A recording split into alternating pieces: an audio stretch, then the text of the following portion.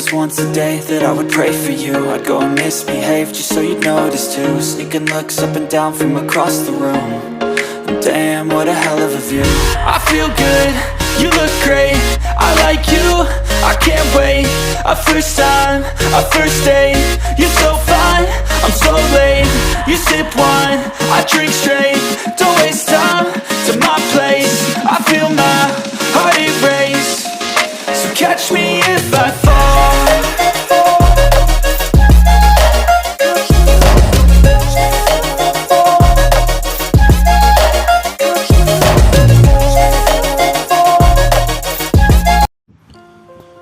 Kesabaran dan ketenangan diri pengacara serta usahawan selebriti Neelofa yang sedang menunaikan rukun Islam ketiga diuji baru-baru ini.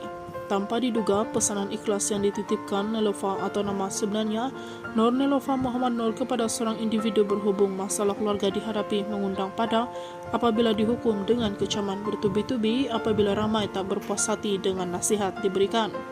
Meskipun madu dibalas dengan tubah, namun wanita berjiwa kental itu tetap tenang menyusun kata-kata sebagai tanda kematangannya dalam berdepan kontroversi.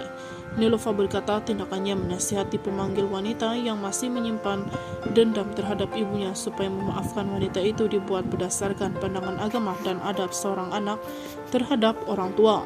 Saya bukan ustazah atau orang yang layak untuk berjawab soal ini, tetapi apabila ia ada kaitan dengan soal emak dan ayah, ia subjek dan cukup besar di mata Allah. Dalam Al-Quran sendiri Allah berpesan, meskipun ibu bapa melakukan perbuatan syirik sebagai anak kita tidak harus taat, namun perlu berbuat baik tanpa meninggi suara atau bermasa muka. Dalam pada itu, kita tak boleh memilih ibu bapa sendiri dan perlu terima seadanya bila ia ada kaitan dengan mak dan ayah. Memang susah untuk dibawa berdebat. Malah jika seorang ibu yang datang dengan penuh penyesalan dan bertobat sebagai anak tak salah memaafkannya, namun ikut kemampuan diri, katanya ditemui pada majlis tayangan perdana program Raya Astro di sebuah hotel di Kelana Jaya, Petaling Jaya baru-baru ini. Meskipun tegar mempertahankan pendiriannya, namun istri kepada pelakon pendakwa bebas Piuris itu tetap merendah diri dan tidak menolak apa yang berlaku berpunca dari kelemahan dirinya dalam menzahirkan pandangan.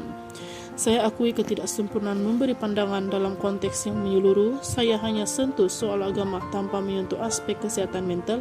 Saya juga tidak mempunyai masa yang cukup untuk memberi penjelasan penuh mengenainya. Mereka yang menyaksikan video, saya harap mereka faham situasi sebenar. Luar bekas pengacara program Nona itu mengulas dakwaan tidak mempunyai perasaan empati hanya kerana tidak melalui situasi dialami pemanggil. Neelofa meminta semua pihak supaya tidak lekas menghakimi dirinya dan menganggap perkara seperti itu tidak perlu dijadikan perbandingan. Jelas Neelofa lagi, dia juga mempunyai pengalaman silam namun lebih selesa memilih tidak berkongsi butirannya. Tidak adil untuk seseorang menghakimi saya dan menganggap saya tidak pernah melalui situasi getir dalam hidup. Cuma saya tak pernah kongsi apa yang berlaku terhadap orang tua saya. Saya datang dari keluarga yang bercerai-berai. Meskipun tak pernah berkongsi kisah ibu bapa, namun tak bererti kehidupan saya baik-baik sahaja. Kita lalui hidup ini dengan cara yang betul seperti apa yang sudah diajar, tuturnya lagi. Terdahulu, nama Neelofa menjadi bualan ramai kerana dianggap tidak mempunyai sifat empati terhadap seorang pemanggil yang masih menyimpan amarah terhadap wanita yang melahirkan kerana mengabaikan tanggungjawab sebagai ibu hingga dia dan adik-beradiknya membesar dalam keadaan serba kekurangan.